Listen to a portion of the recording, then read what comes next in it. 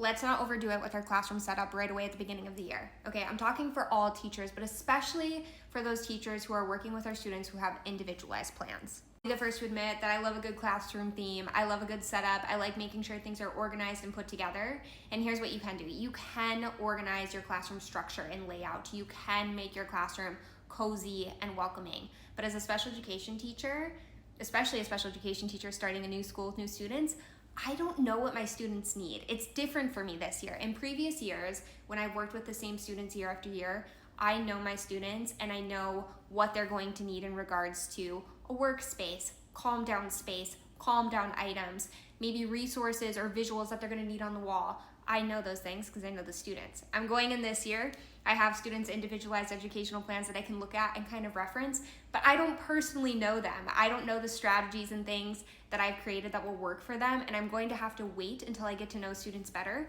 before I set up my classroom to its entirety, because our classroom should be set up, yes, in a way that is welcoming and inviting, but it's also to best support students. Here's my classroom, not set up at all.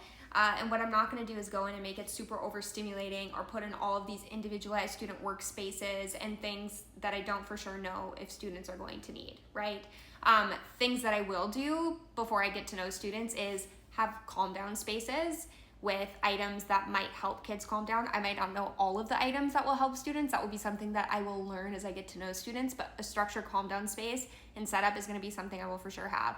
I will have learning spaces and a variety of learning spaces because some kids learn better in different ways. Some need a separate little area that they can work in that kind of has dividers where they can block out the rest of the world. Some kids might want to stand, some kids might want to sit on the floor. So I'll have different options available for that. I also brought a lot of my flexible seating with because those will be options that kids can use. I will also start thinking about the organization of my classroom. Where will student resources be? Where will calm down items be? Where will earn break materials be?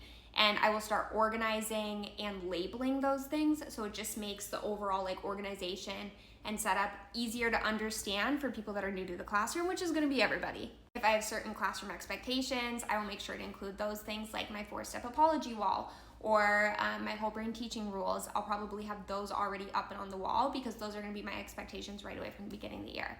So the things that I will make sure to incorporate when I'm doing small groups or intervention times, when students are working through calm down breaks, when students are working through restoring certain things with peers or with adults, I want to make sure I have all of the supports and resources ready on the first day of school. But what I'm not going to have is a bunch of individualized student things that I don't know students will for sure need until I get to know them, if that makes sense. So I do have a classroom theme. I do have some setup ideas already. I've already ordered some things for my classroom, but I'm still kind of fine-tuning exactly what the whole layout of my classroom is going to look like, because it depends on a lot of things. My students, what furniture I'll have available to me, and then just what my students are going to need.